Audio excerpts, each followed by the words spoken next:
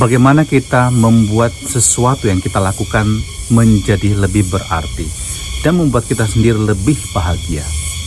Ada 3 kata yang ingin saya bagikan kepada Anda. Yang pertama adalah ennoble. Anda mengangkat orang lain, Anda memuliakan orang lain. Seringkali dalam karya kita mencari identitas diri kita, kita mencari pemuliaan diri kita. Kita bangga kalau orang lain menghargai kita. Kita bangga kalau orang lain memuji-muji kita.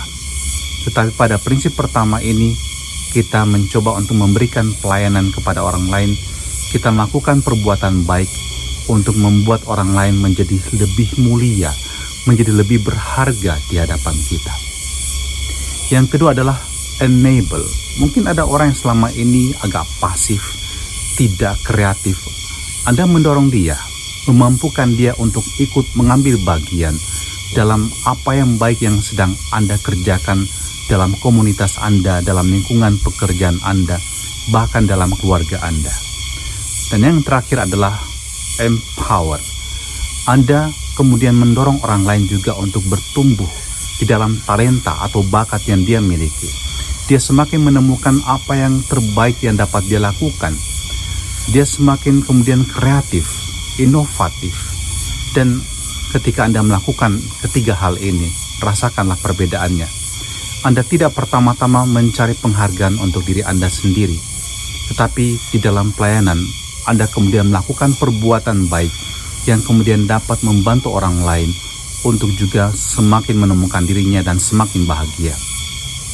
Di dalam bacaan kita hari ini yang diambil dari surat Rasul Paulus kepada jemaat di Roma pasal 3 ayat 21-30, Paulus menantang jemaat di Roma dengan pertanyaan ini.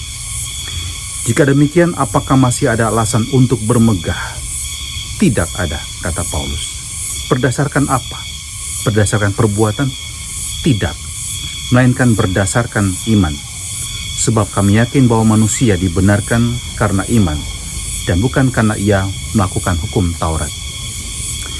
Orang-orang yang hidup juga pada masa di mana Paulus menuliskan suratnya kepada jemaat di Roma banyak membanggakan bagaimana mereka telah melakukan dan melaksanakan hukum Taurat, titah Tuhan dengan sedetail mungkin. Dan mereka merasa itulah jaminan mereka untuk mendapatkan keselamatan. Tetapi ingat, mereka melakukan itu untuk menjadi noble, menjadi terhormat, dihargai, mendapatkan pujian, dan itu keliru. Paulus tidak mempertentangkan antara perbuatan dengan iman, mana yang mendatangkan keselamatan bagi kita. Apakah hanya dengan perbuatan baik atau cukup dengan beriman? Tapi Paulus mau mengajak para pembaca dan kita semua mendengarkan tulisannya pada hari ini, agar menyadari bahwa keselamatan, kebahagiaan yang paling besar kita temukan ketika kita memiliki iman. Dan iman dimaksud sini adalah bukan sekedar hanya percaya, tapi dengan percaya Anda kemudian mengikuti Yesus, mengimitasi Yesus. Dan apa yang dibuat oleh Yesus adalah penghampaan diri. Dia melayani, dia memberikan peneguhan, dia menyembuhkan, dia memampukan para murid untuk ikut ambil bagian dalam karya penyelamatannya dan mengutus mereka, memberikan delegasi kepada mereka. Dan inilah yang juga menjadi panggilan kita kalau kita hidup dari iman.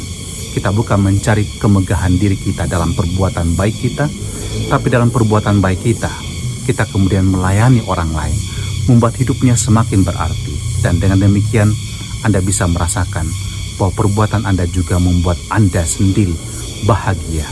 Bukan karena Anda dipuja dan dipuji, tapi Anda adalah anak Tuhan. Anda adalah milik Tuhan yang memancarkan kemuliaannya. Ya Tuhan, mampukan kami juga hari ini untuk menunjukkan hidup kami. Apa yang kami lakukan itu lahir dari iman kami.